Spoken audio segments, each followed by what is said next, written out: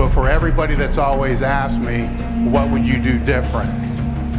This is essentially going to be what has evolved.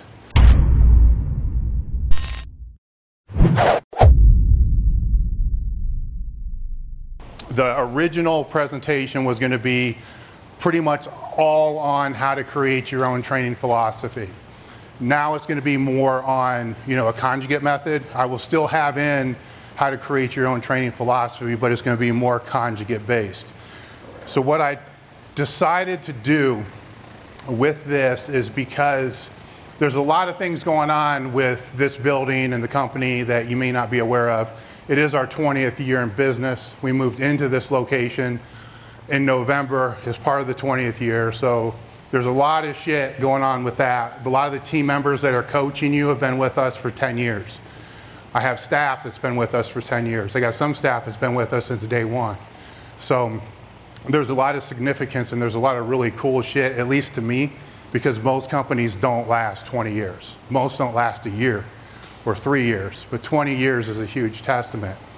So with that in mind, as we've gone through the marketing and the branding and the promotion for the whole entire year, when this came around, I thought, well, how cool would it be to go back, because I've been doing seminars, starting with the Westside seminar in '96, I think. I mean, I was helping Louis in '92 and '93, where I was just like the guy that lays on the bench and does the bench and, just the little runt that does this shit and is fat and sweats really hard. And then he got to a point, he's like, fuck it, I don't want to do this anymore. So if you know Louis, you know exactly kind of how he is. So I took it over from there.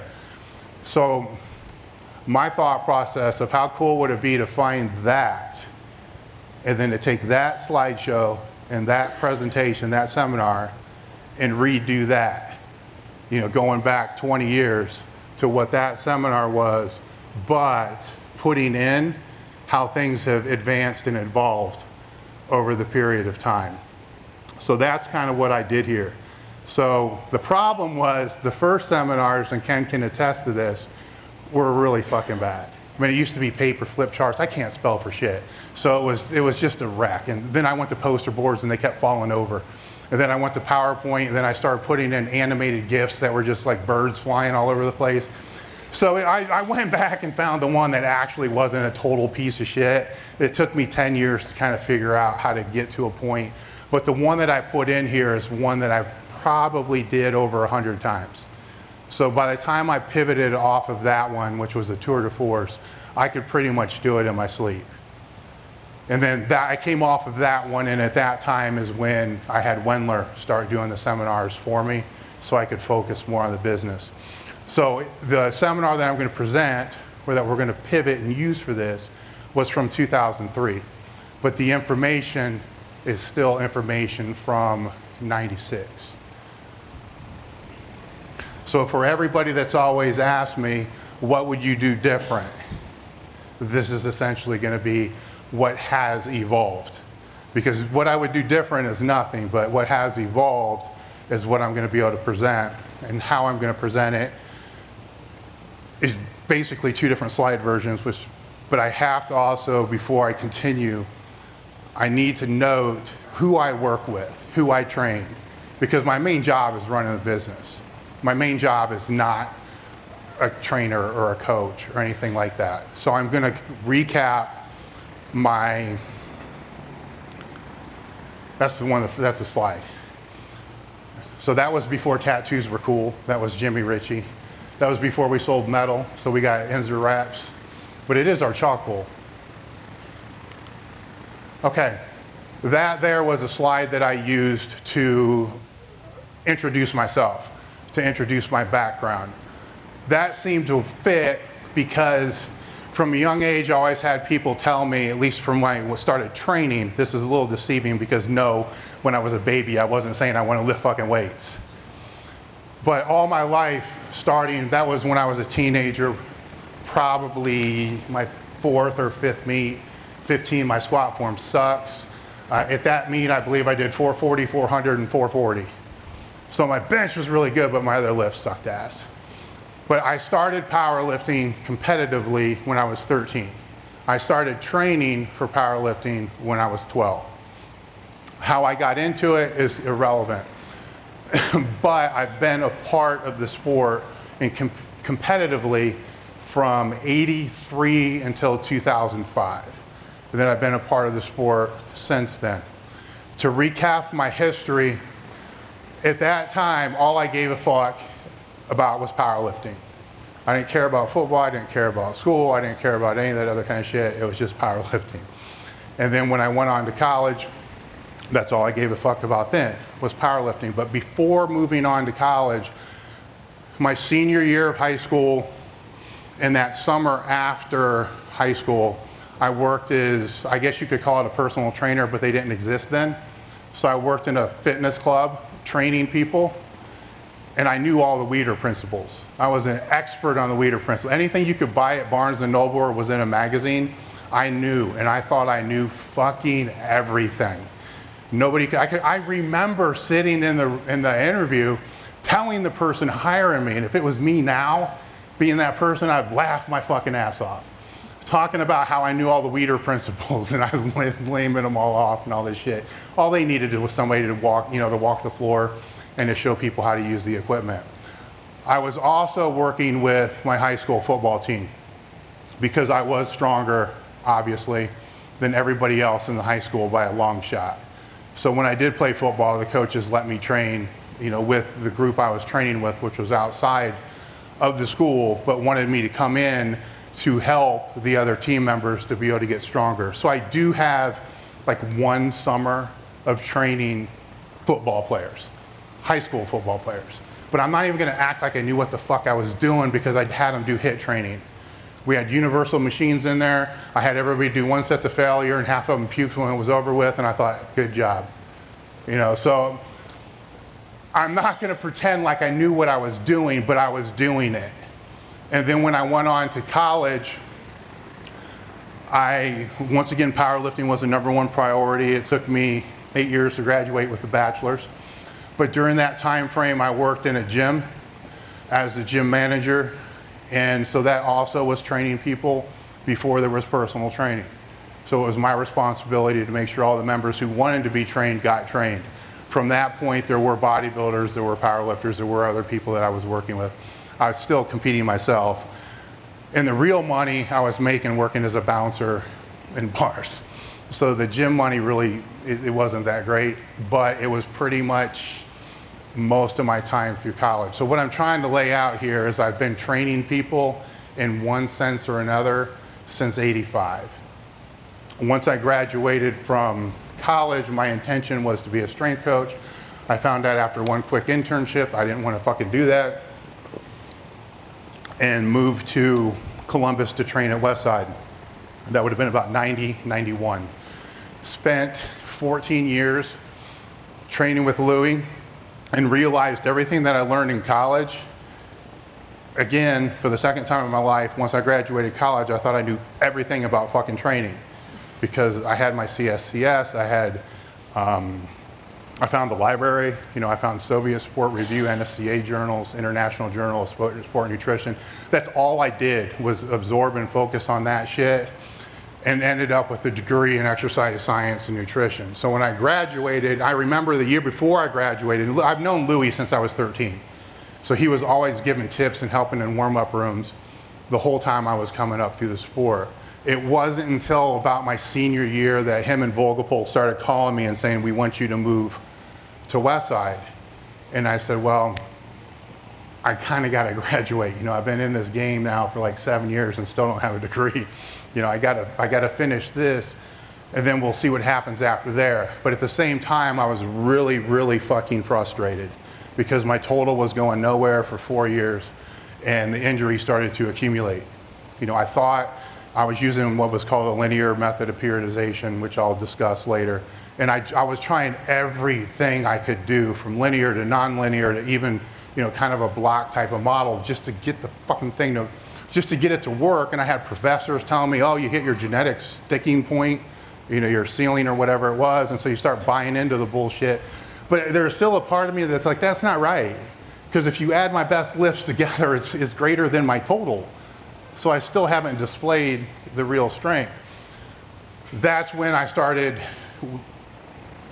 speaking more to Louis about training and thought he was full of shit. Like there's no, I remember some dude in the gym, in Toledo in the gym, brings me this magazine. He's like, look at this, man. We should be doing 8 sets of 3 on the bench with like 40 or 50%. Fucking no way. Yeah, doing sets of 3 with warm-up weight is not gonna make you fucking stronger. I mean, that was my attitude. I never saw this. You know, I never read anything. I was very well read at the time. Never saw anything about this. I'm like, well, fucking plyos, that makes sense. Maybe if what he's trying to do is plyometrics, then let's try plyometrics, but I don't understand this speed shit because you gotta decelerate. And if you gotta decelerate, how's that gonna fucking help? Or let's throw med bags.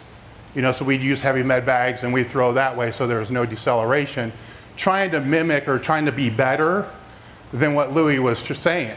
Because I wasn't there, you know, under his roof, but I figured, you know what, I'm smarter than he is. I got the fucking degree, I've been doing this for a long time. He's a crazy old man, you know, his technique was really good. But then when I moved to train with him, I discounted pretty much everything that he said for a year. Thought it was bullshit. I trained in the afternoon with Tom Waddle and Jerry Obradovich, which nobody's gonna know who the fuck they are, but there was a morning crew. Yeah, you know, there was a morning crew, there was an afternoon crew, and a night crew. Well, based upon work in temporary service jobs, the afternoon crew was really all I had. I didn't have any other choice. Soon after, I got a job working in a club as a personal trainer, and then that evolved to coordinating the personal training program. So with a year gap, now I'm back to training people again, and stayed there for 8 years. So through every phase of my life, I've had people say, what the fuck are you gonna do with this weightlifting shit? What are you gonna do with this powerlifting shit? And this was before strength coaches were even a thing. There might have been 20, 30 at the time. It just wasn't really a profession. This was before personal training was even a thing. Maybe Hollywood stars had some. You were either, you know, sport management would be the degree that you would have, and then you would manage a health club, or a fitness instructor where you would kind of walk around with a clipboard, show people how to do the exercises in the gym, and leave. So there was no career path, but that's still the direction I kept going because that's what I love to fucking do.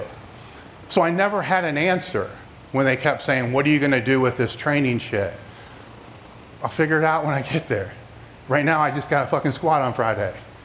You know, so it was like one Friday to the next Friday, or one Monday to the next Monday, and so forth, just moving forward that way. And now I'm 50. Nobody asks me anymore, what are you gonna do with this training shit? You know, so don't fall for people's bullshit when they start asking, what are you gonna do with this, or what are you gonna do with that? Because as long as you're persistent, it will you'll figure it out. Over time, you'll figure it out. So that's kind of my bio in a nutshell. But the part that I left out, which is the most important part, 10 years ago, I think, maybe 11, we moved out of our Main Street location, and the gym was kind of out in the country somewhere. It was a bigger gym. And it was just me, Todd Brock, Kenny Patterson, Mike Ruggiero, and a couple other people that used to train at Westside. Were just training on Saturdays, fucking around, not really doing a whole lot. And I forget who it was, maybe it was Kenny, said, hey, we should bring in a group of people and train them. I'm like, oh no, fuck that. Not doing that. Not fucking doing it. I don't want to deal with it. You know, I've already been through this powerlifting thing. I already dealt with my identity crisis of leaving the sport, not knowing what the fuck I'm gonna do. I don't want to get back into this bullshit. I don't want to do it, and then I know you fuckers are gonna leave. Then I'm gonna be the only one here every Saturday to be able to help these people, and that actually happened, by the way. And so they brought in a group of maybe 5 or 6 people and started working with them. And what I realized what we discussed, and this is not a slap on Westside in any way whatsoever, everything that I'm gonna present essentially was taught to me from Louis, but it's not Louis' stuff. His stuff has evolved, and what I'm gonna talk about is the way that I've kind of evolved it, but credit goes where credit's due. So anything that sounds like Louis' stuff, that you would be like, or he'd be like, yeah, that's my shit, it's his. Anything that sounds like something that he would say, fuck that, I would never do that, that's mine. So we'll do it that way. That way I'm giving credit where it's due and not trying to take credit for something that's not mine. We sat down as a group before they came in, and I said, here's the thing, I don't want them to be 100% their number one priority, powerlifting. If that's the case, they got other places to go. I don't want to deal with that mentality.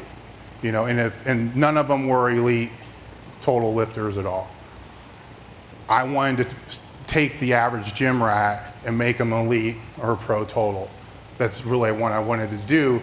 But the problem was, I didn't want it to be if they're not there at 9 o'clock, they're thrown out. Or if they go on vacation, they're thrown out. Or if they're an hour late, you know, they're thrown out. I didn't want all the rules that we had to live by and train under at Westside, which I embraced them, I liked them, but I don't want to be the guy to enforce them. You know, that's not my personality, and that's Louie's. And if that's what somebody wants to be, then that's probably where they should go, you know, to be able to work under something like that. So what I'm dealing with, or had to deal with, was people who had, I say this hesitantly, people who have real jobs. That doesn't mean the people at Westside, or when I trained at Westside, the people I trained with didn't have real jobs, but it wasn't our number one priority. Training my clients was not my fucking number one priority. I was only doing that so I could train, you know, and compete. It just happened to be something that I like to do in between training sessions. You know, because to me, life happened in the training session. Everything outside of life isn't life. You know, that's just a blur. It's just the shit you got to do until you can get back into the gym again. And that's pretty much how I lived most of my life. So I had to structure a training program with most of the heavy shit on Saturday and Sunday, with Friday and Monday being off days.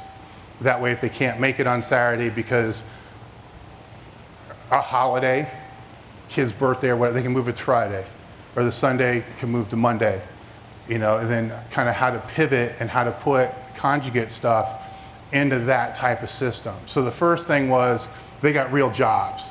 So if they can't get out to train during the week, what fluff shit can I have them do at any gym that doesn't involve a spotter? It doesn't involve somebody with a technical eye and all these other things. That was the first hurdle that I ran into, and to be honest, I could not use conjugate. I had to fall back on more of a block training program, because it was the only way I knew at the time to be able to structure it all together to be able to make it work. Long story short, they've all totaled their elite and pro. So anybody that I bring in to work with now, this is a hobby for me. You know, so it's a small group of people that I will help. I don't even like to say I coach them. They may say I coach them, I teach them. I teach them so they can teach other people, so they can teach themselves. So I don't have to necessarily be in the gym on any given night. You know, the lifters I have in there now will show the other lifters what to do. So I only bring in, you know, I'd like to bring in more, but I only can bring in maybe one or two that really don't know what the fuck they're doing, because I may only have one in there that does know what the fuck they're doing. So it's a process of taking the time to teach them how to teach the other people. And from that, I've never had anybody that's not totaled their elite or their pro over, if I have three, I gotta have 3 years. So I gotta have 5 or 6 meets. So basically what I'm gonna lay out is the quadrennial or the long-term approach that I use to be able to do that. The takeaway is